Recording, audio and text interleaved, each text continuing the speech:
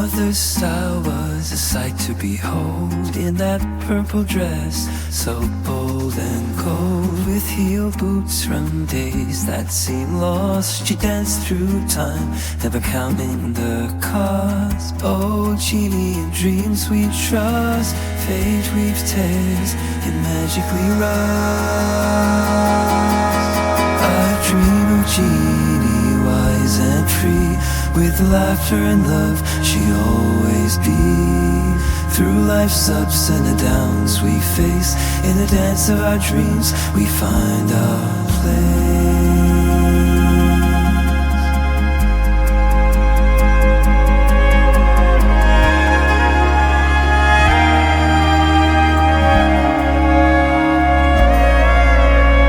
Wise words from mother, a lesson in grace, winning by losing life's endless race. With each twirl, her elegance flowed, in a world of illusions, her true self glowed.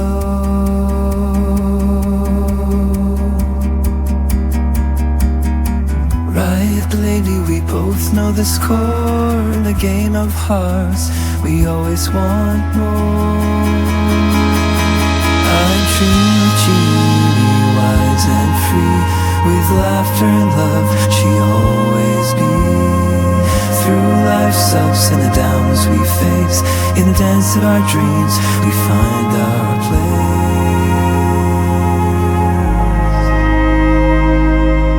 So here's to the moments, the lessons we gain, in the whispers of wisdom, joy conquers pain.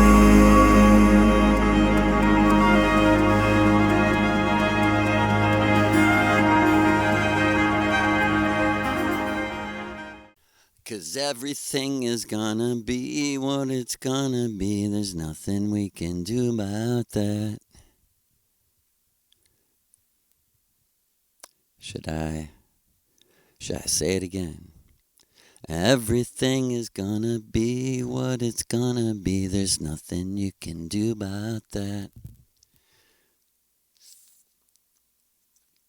Remember, recover, return, my brothers and sisters. And someone rightly should say, you sound like you believe in God.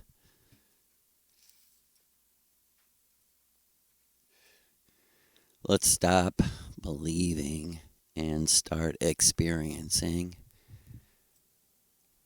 And no. Very quickly, context where we are from the future, millions of years, where technology solved the major problems that cause major problems, problems on problems on problems.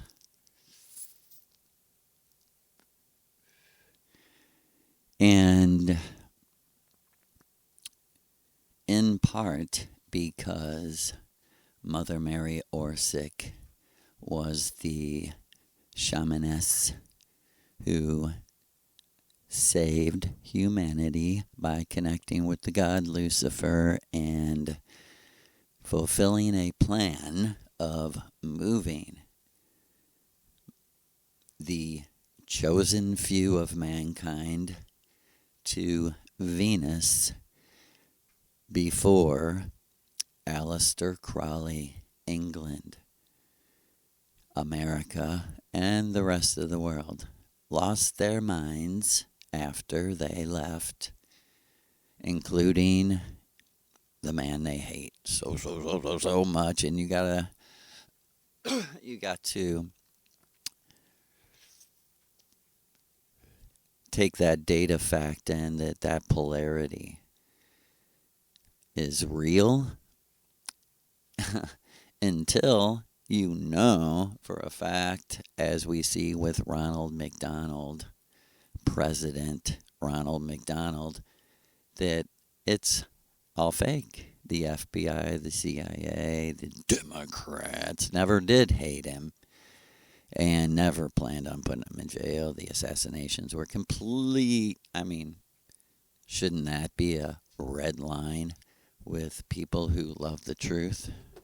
Shouldn't that be a red line that you stop consorting with people who believe in Hollywood politics?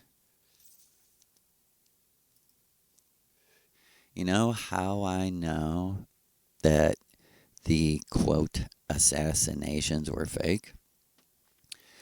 Because in, say, about 50,000 data points, that would be the only real event around this clown who is the jester of the real king. The real king says, Ronald McDonald, dance, and he dances. He says, Ronald McDonald, suck dick for money, and he sucks.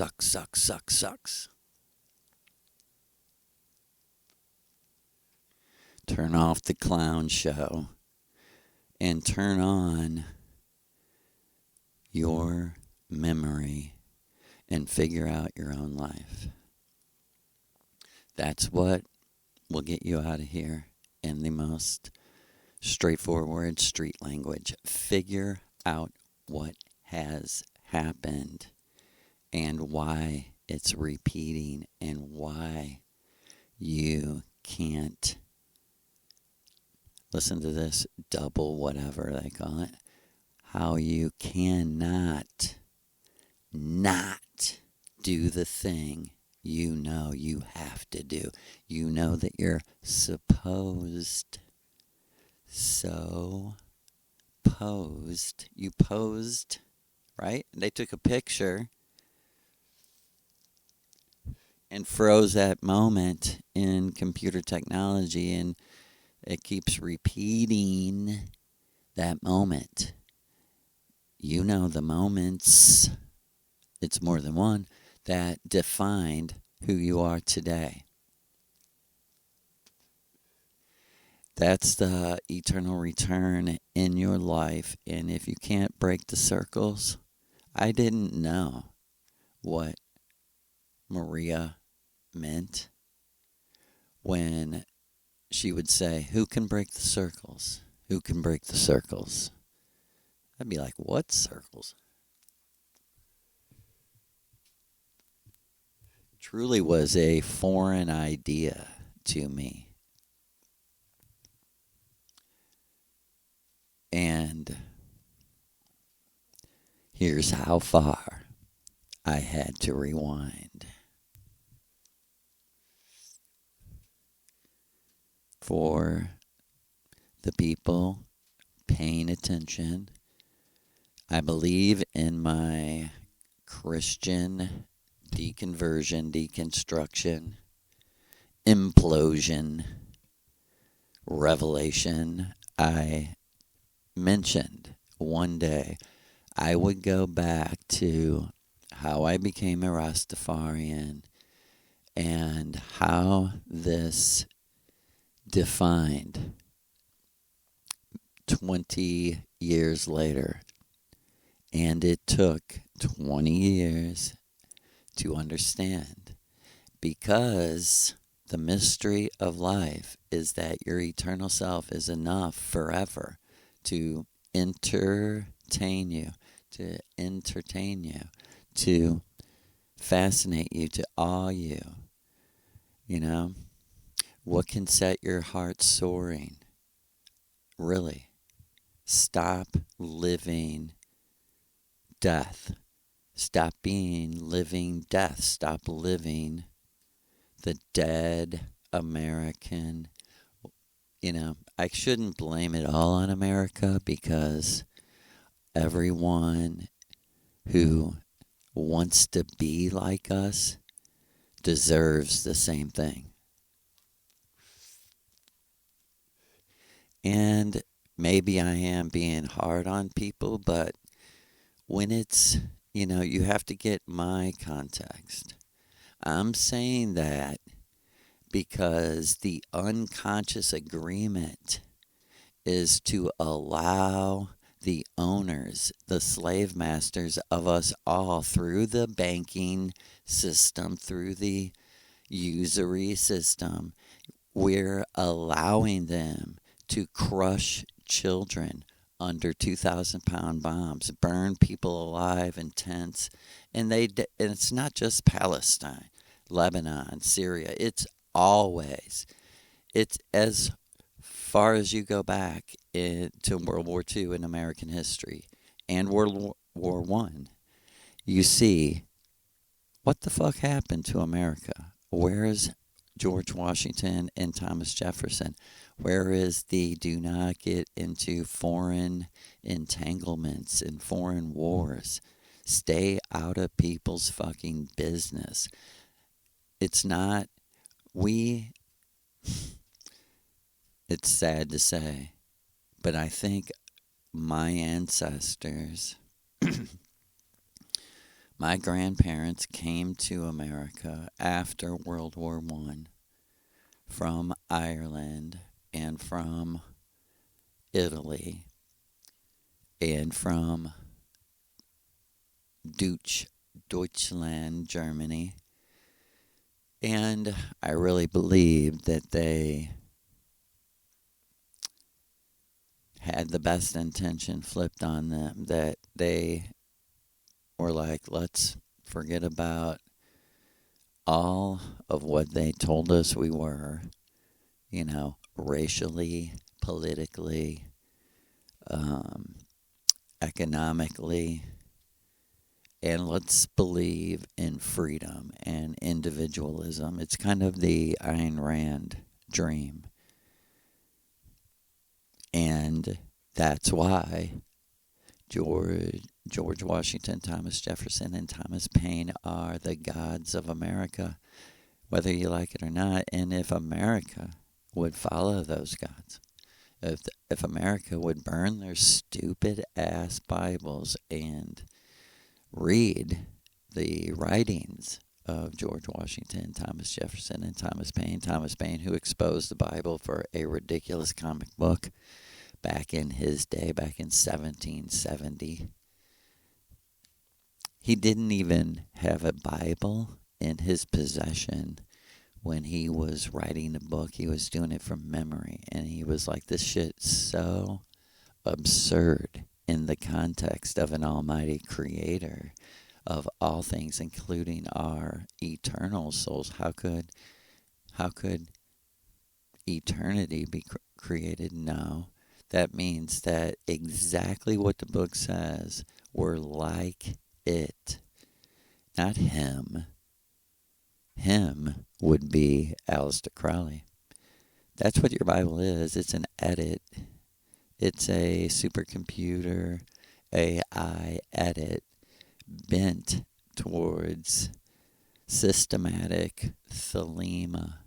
Systematic thelema. Thelema. They think that's so clever.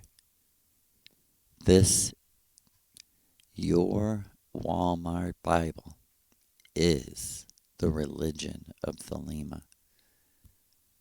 It's the religion of deception, and it's played out in every Hollywood movie.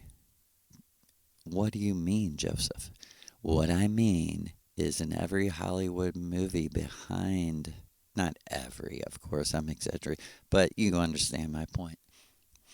In the movies, which are a high percentage, and they also, they control also the studios and distribution and, everything. So almost all behind it is this starting point, this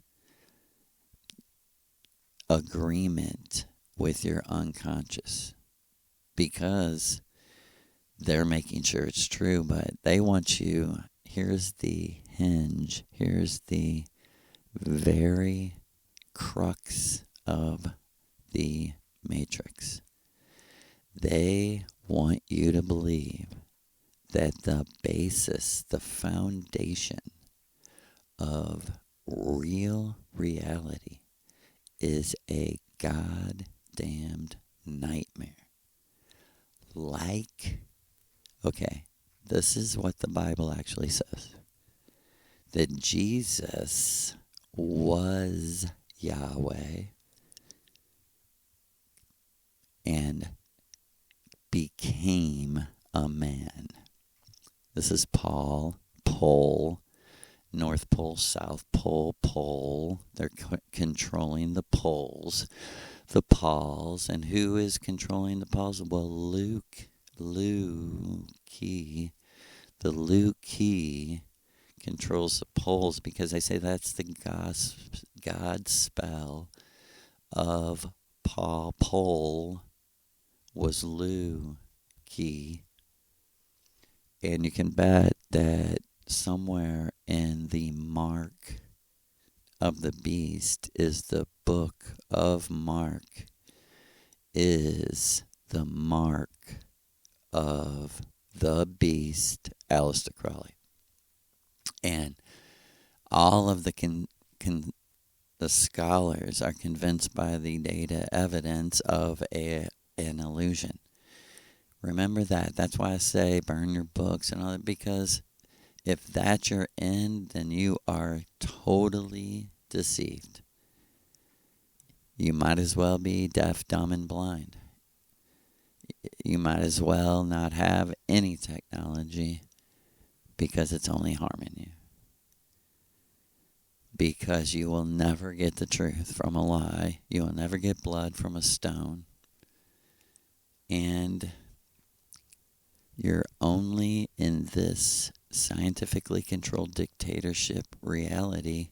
You're only going to be led by magicians to contradict who you really are, that will leave you in this same confusion. Okay, here it is. Jesus, when he died for you on the cross for your sins, yelled out, "Father, why have you forsaken me?" Right? But their doctrine says that he was the Father and became a man. Right? This is superimposed on you. I betrayed myself. I am terrible. I am a sinner. And it's not true. You were led to do it. And the true self is allowing all of this for you to learn once and for all. There are other beings that will always exist forever and ever and ever that are this evil, that don't want to work and want to use other people. They work on controlling you, work on using other people's labor. Yeah, and they do lay back in a bore while you work, right? We lay bore. Yeah. And you should feel ashamed for ever identifying with them like I did before. I'm guilty of all the same seductions, you might say, to when it all comes down to it, I keep saying there's a power from beyond the green thunderbolt, a metaphor for the lights that are beyond the stars, the sun behind the sun. Come with me behind the sun. What's behind the sun? You. Always.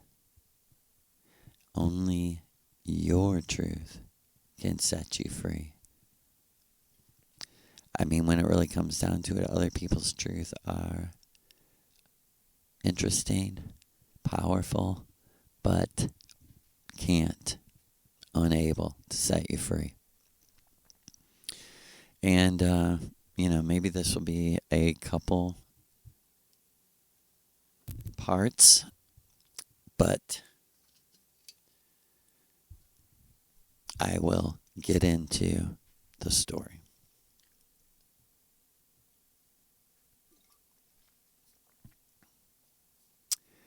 I think I should begin here. As I described in my Christian deconversion video, I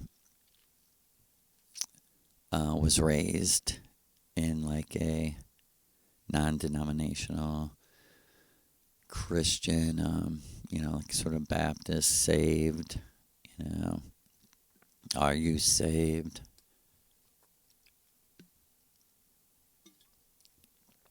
And I think I was a sold out believer unconsciously in like intuition.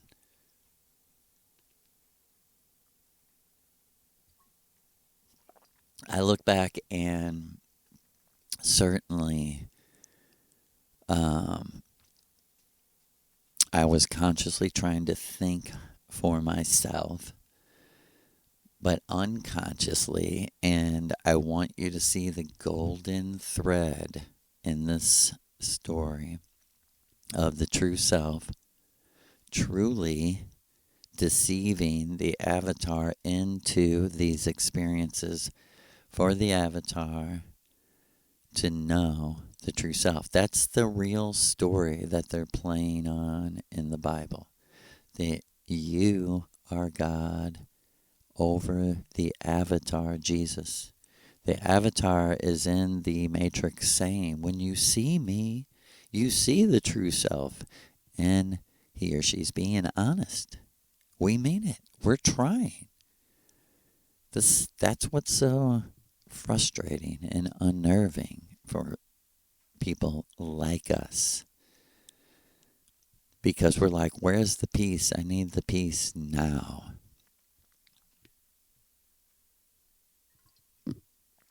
I understand someone who's like, don't tell me about some true self. That sounds like more spiritual work. But think about it. It's always been you. It's not work at all. It's just the magnetic flow of a river. You are a river, and the electromagnetic flow of the sun, moon, and stars is just pulling us along on a roller coaster ride.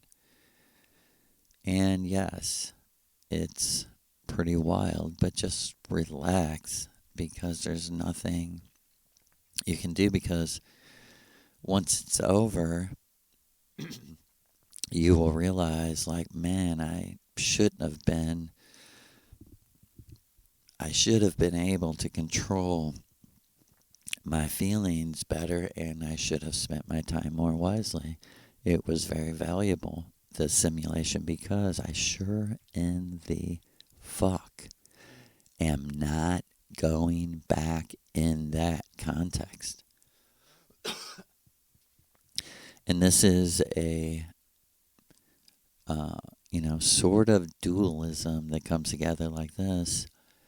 But actually, the other pole is that the world is so beautiful, and we are experiencing people, in a sort of dream state, but that we would never, ever, ever, ever, ever have a chance. And we've made many friendships, our lives actually back home actually revolve around our time here, and all the preparation goes like this, like our teachers back home saying,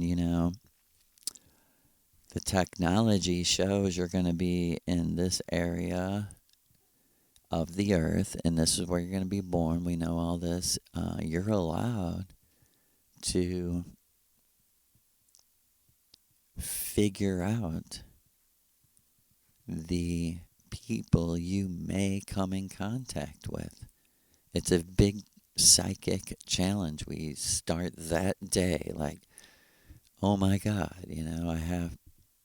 what is my plan? To have a family, to have children. We do these things because we cannot do them on Venus. We don't have regular wife, husband, children, families because there's no natural birth. So there's no reason. There's no raising children.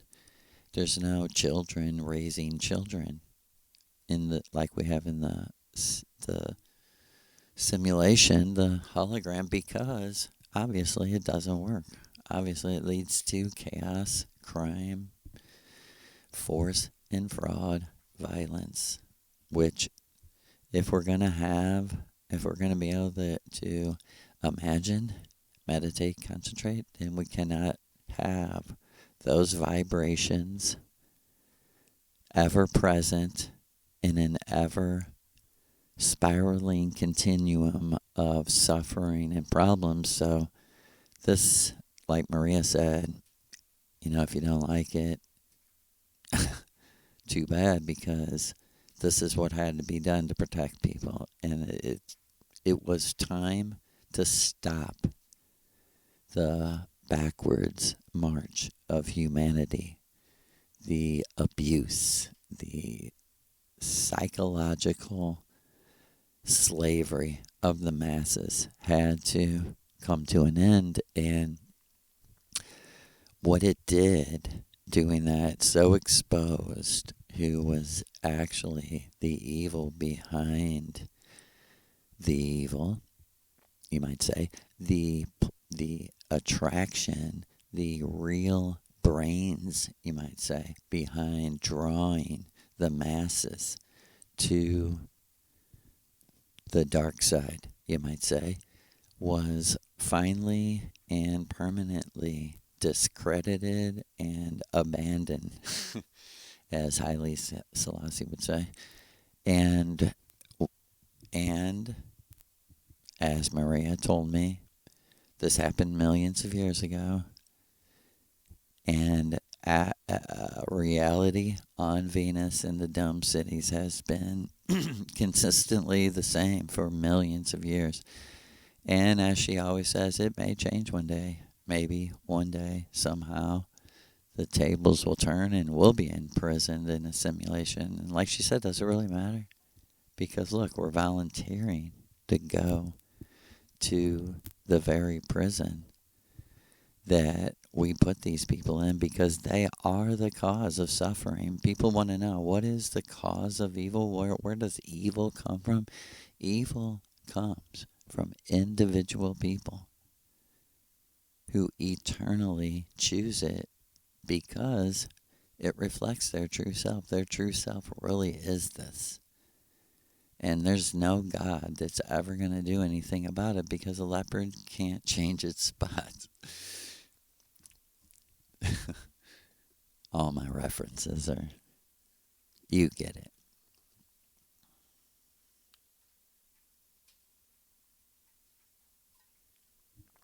And in saying it, we just love the mother. I was with beautiful Maria last night and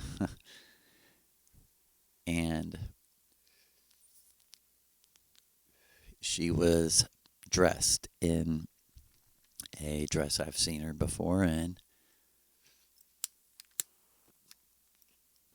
Like she said, goes all the way back to her Earth days. A replica. But it's so cute. It's so... Once you really know Maria, you understand the process church and today's, from the 60s, even the 50s on, the pop culture has really been based on the style of Maria Orsic. It is no bullshit. And I have a lot of real factual reasons, in my reality that are facts. This did prove that. But this is one. Like she said, this is a dress she had made, and she did make some of her own clothes. But she wasn't very good at sewing, so she would more be like the director. And she's like, this is what I spent my money on, what little money I had. And it's like two-sided, and it's not real tight. It's exactly like the 60s go-go dancer dress. Very short mini skirt dress. Not skirt, but, short dress. Like you see Nancy Sinatra, and these boots are made for walking. That kind of little dress, but it's completely two-sided. The front side is black with a giant Vril sign, and you can tell it's handmade. And the Vril sign is purple, and on the back is purple with a black Vril sign. And she was wearing black tights, and like she said, black 19 teens German style schoolgirl butt altered with higher heels. That's exactly what she told me. And she was with what she calls my two sisters. And it's so funny because they're all the same age. So they all are 30, but they look 20. And it looks like a 20-year-old woman with two 20-year-old daughters who act and look like her because they want to be like her, and they can't help it. They act just like her. They do things like they do, and it's funny. They dress like her. They talk like her. It's the cutest thing ever. It's so cute. And I said to these two sisters one time, I said, so what do you remember about Nirvana since you just came there from not too long ago? And they laughed and laughed, and they were like, the white light, the white light. Joseph, you're not supposed to talk about the white light. I said, what do you mean I'm not supposed to talk about it? And they said, we're learning. We don't even understand where we came from. We wouldn't even be here without her. We wouldn't be here without the magic mother.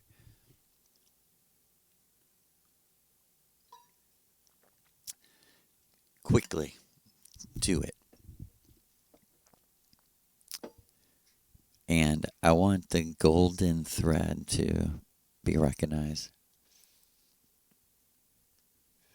The golden thread of every millionth of a millisecond is ordained by the God of this world in union with your true self in perfect digital accuracy, pinpoint digital accuracy.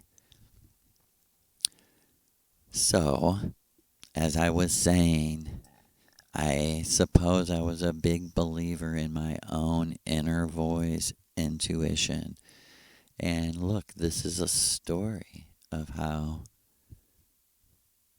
far you can go astray, but for a purpose and a meaning and a truth that can never be obtained any other way. And that's why the path is taken. Not because I'm stupid. That's not the point. But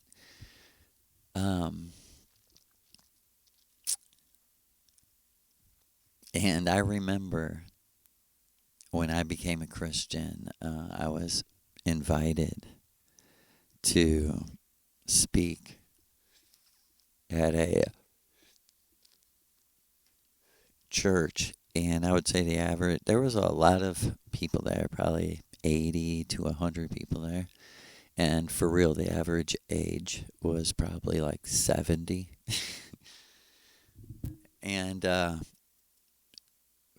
I told this story for over an hour, and they were very patient and very attentive and very much looking at me like, who the fuck are you? Or who the fuck do you think you are?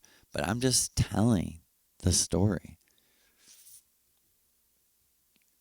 like I'm going to now.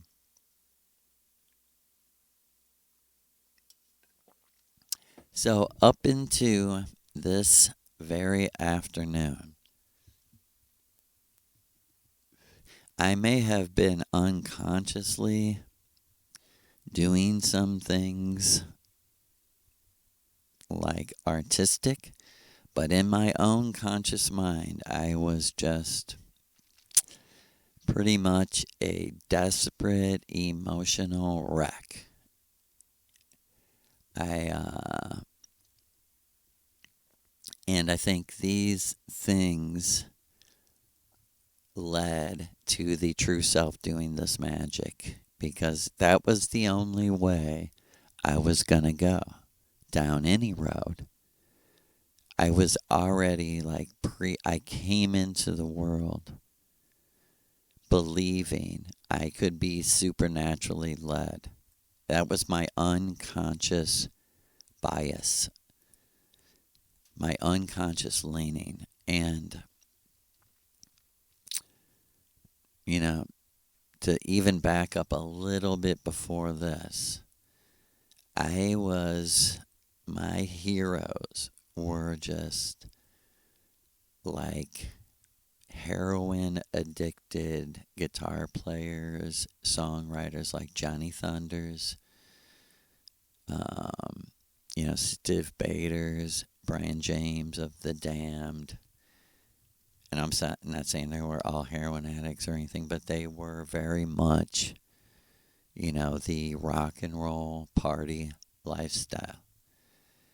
And that very, very much influenced me. Like, I started playing music when I was 15. And by 20 years old, when I was 20 years old, I was in like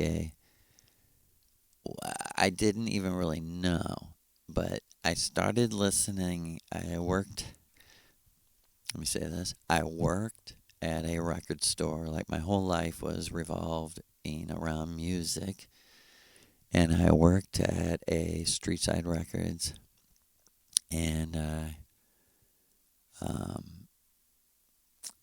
started getting interested in different types of music, especially reggae. And I literally was like, who is Ja? Like, I started listening to other groups besides Bob Marley. I'd be in the record store, see some dreadlocks looking at reggae. I would ask him, hey, I want to know, what do you think is other good reggae besides Bob Marley? I remember this one guy just right away. He's like, "Oh, Culture. Culture is great. Listen to Culture, man." And he like grabbed a cassette and put it in my hand, and I bought it later. And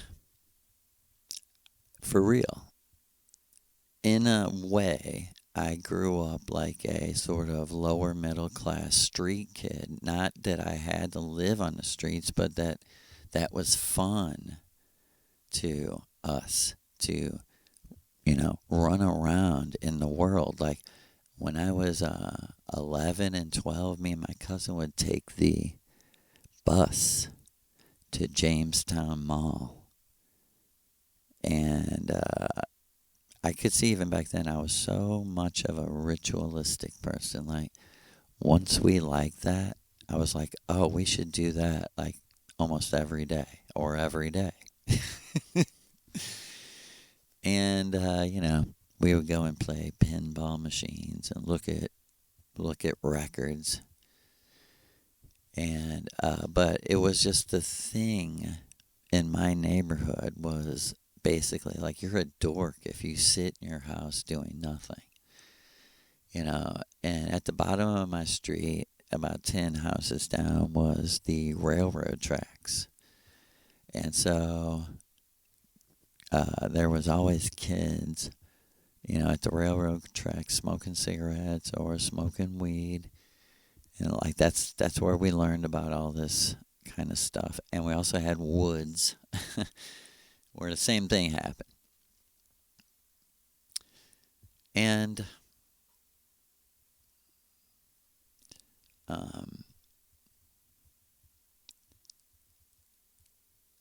this was the mentality that I came from, and it's not no one's fault, really. It's the American no spirituality culture. You know what I mean? Absolutely none. Just absolutely work for material things. Most important thing is to materially be better than your parents, which you can understand from a survival point of view. But once it's not survival, it's a nightmare. And from reggae, I just got the best vibe of like of what was available to me. I was like, this is me. This is like when I was 13, I seen punk rockers with mohawks on TV, and I was like, that's me. you know. And when I was 20, I listened to reggae and I looked at the album covers and shit, and I was like, I know this is like some kind of like, Pan African, go back to Africa, but I also thought I'm Irish. Maybe I should be going back to Ireland. Maybe this isn't my home either. And reggae in 1986, 85, 86, when I worked there, was very loving and very much, let's come together and defeat the rich bastards that are causing all these problems. It's hard to say, what was worse, but it seemed better. But at the same time, the level, there's these polarity balances of deception and truth.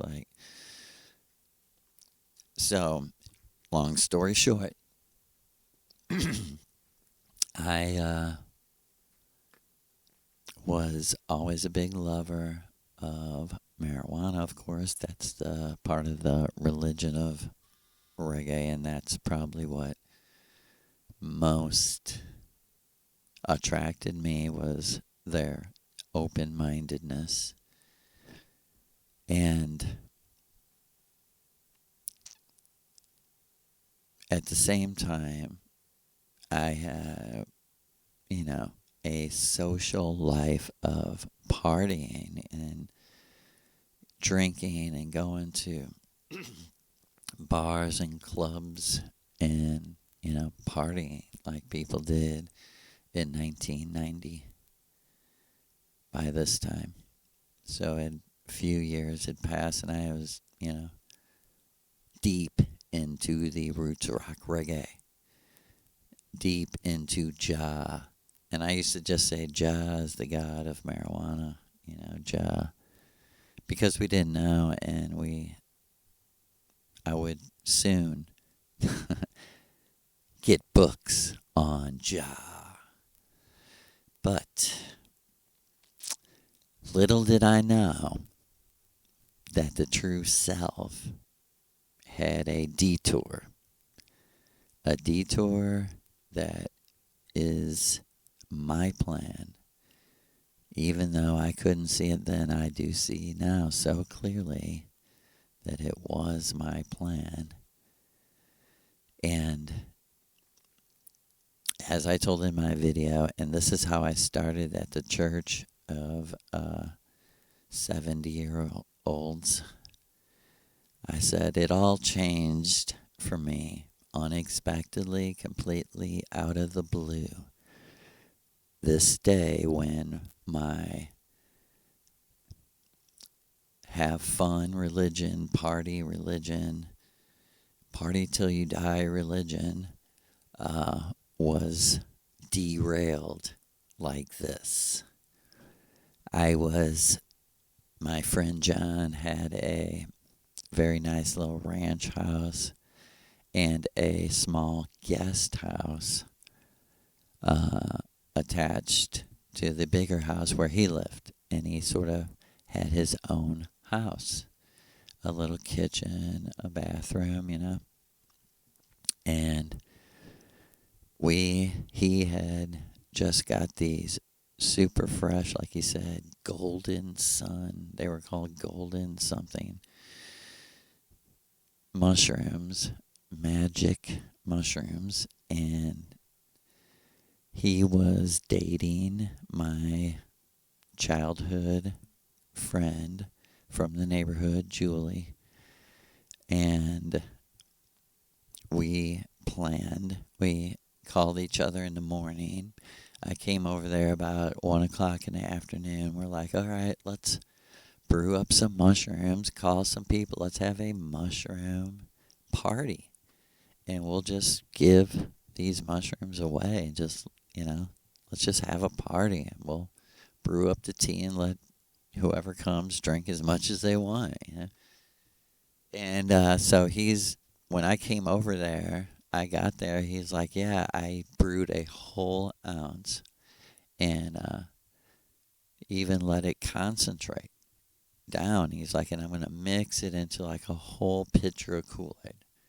He's like, so each whole glass should be like, maybe like 1.5 grams. And so I'm like, dang, that's pretty much, Okay, I'll make a 1/2 ounce. And these were fantastic, phenomenal, fresh mushrooms. And so I brewed up the 1/2 ounce. We sat down like an hour later after all this preparation. And it was like about 3 o'clock in the afternoon. And we're like, shit, let's take a little and just sit back and watch the sunset. We actually got lawn chairs out, and I remember Julie, coming out with 4 glasses with ice cubes in them, and her pouring out of the big orange pitcher with Kool-Aid in it. And for real, this is how it goes down. This is how Lucifer controls every millisecond of everything. He can make you see what he wants you to. He can make you hear what he wants you to. Stop believing in the illusion, the Maya. And she poured over ice this what we thought was Kool-Aid. And he's like, not too much, And she's like, well, it's like, 3/4 or whatever. And he's like, okay.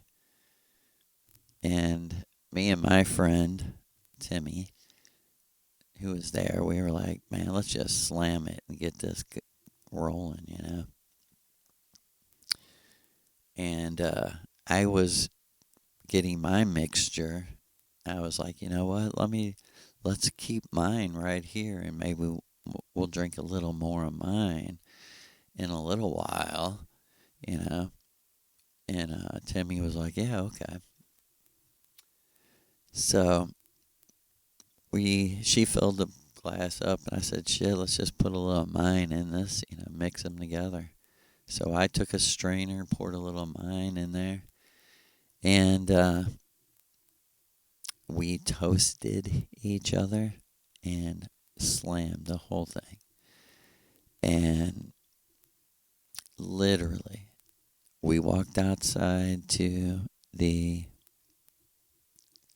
lawn chairs, and we were sitting in the lawn chairs, and like a wave of heat, just like a clear line, rose up my body, kundalini, and shot out of my head into the sky.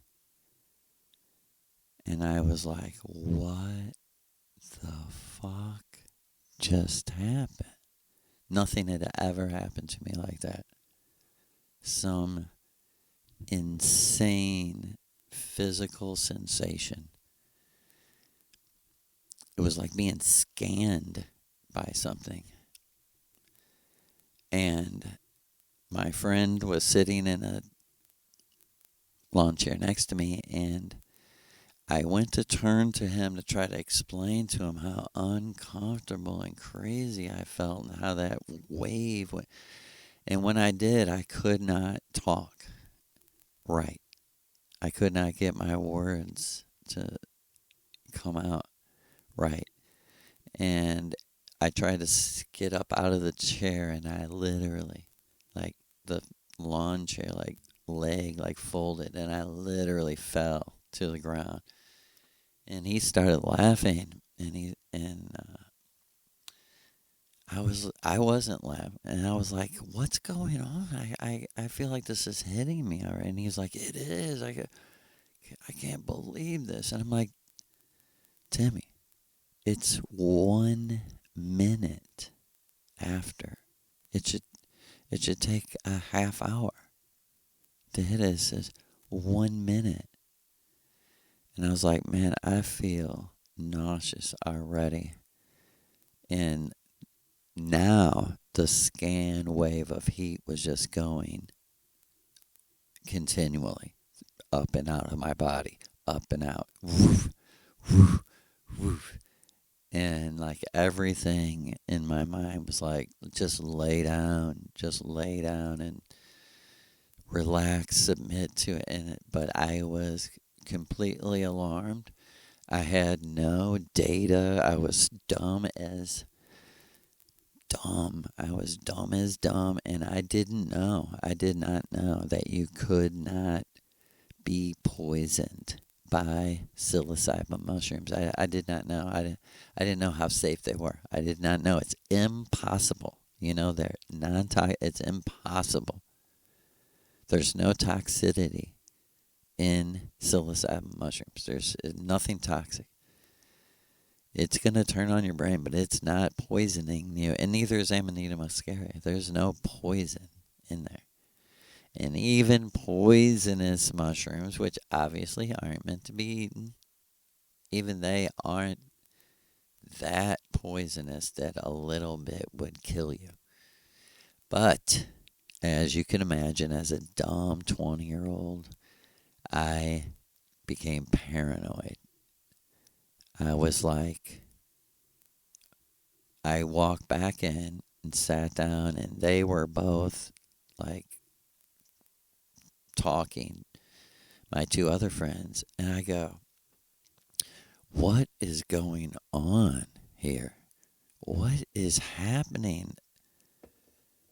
I go, "I am tripping so hard already. I can't even stand up. I couldn't come in the door. I had trouble coming in the door because reality looked like a full-blown earthquake. And the earth was shaking back and forth so vividly in my vision, in my sight, with my eyes open, that I couldn't get through the door. And of course, that's hilarious to them. But when I sat down, I said, "What happened? What did you give me? Did you give me something that's not mushrooms for real?" I was paranoid, and that's right when John said, "Hold on." He was like, "That tasted so strong." He's like, "Julie." He's like, "You did add the water." She's like, "What water?" There was already water in the mushrooms. She's like, "I strained the mushrooms. I put the tea back in the pitcher, and it was like orange plastic, so we couldn't see. She poured it too. The gods had taken over, and she didn't know what she was doing. And he brought me the orange pitcher, and he said, "Joe, that was like 30 grams." And he's like, "We drank 3/4 of it." I said, "Hold it." So I calculated that. I said, "Hold it." So we drank like 21, 22 grams between us four. He's like, "Yeah." And then I thought about me pouring more into it. And I was like, I couldn't even get the words out of my mouth. I was like, does anybody know if you can die from mushrooms? Because I was standing now at his bedroom doorway because I was telling him I am going to get sick. I am going to get sick. And I am just, in detail describing to you what led to me becoming a Rastafarian. And I remember them talking to me, and I sat down on the floor of the door of his bedroom because the bathroom was in his bedroom. And I remember them talking to me and his cat walking up to me and me being like, I can't even hear them, cat. I'm going to throw up and I don't want to make a mess. And I couldn't stand up. Straight up couldn't stand up. And the cat was like, you don't have to stand up. Just crawl like me. Just walk like a cat. I tried to get up on all fours and I really couldn't. So I was just like sliding myself across this hardwood floor. I got to the bathroom. I opened the toilet, and as I described before, and I won't go too long in this, but I'm going to give you an explanation also. I was like, man, I've never had to puke so bad in my entire fucking life. And not a single drop was actual vomit. Every last bit of everything that came out of my stomach, my mouth, was crystal diamonds. And I must have, thrown up like 8 times or something. And it was just a mound of diamonds. And remember, this was like 3 o'clock in the afternoon. And the sun was shining through his back porch into the bathroom. And they were just glistening and glistening. And like a man's voice said to me, "Do you understand?" And I was like, no. And like there was like a pause, and I thought, maybe I do. This had to come out of me. It had to get out of me.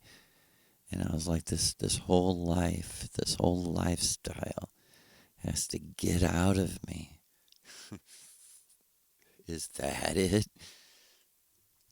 And I so marveled at the diamonds that I had thoughts of like picking them up, that they were valuable, you know. And the same voice said to me, "You know they're not real. Flush the toilet." And when I did, it was like the whole river, ocean thing, the whole system of water was like revealed. Like how we drink and we piss and it goes into the river, into the ocean, into the bladder of the earth, into the kidneys of the earth. And I was like, whoa, that's crazy. And the man's voice, who I know is the true self, said to me, "Joseph, stand up and close the toilet. That's over. It's time to get on with it." And when I stood up, there was a mirror, and I thought, man, people say when you're tripping hard, don't ever look in the mirror.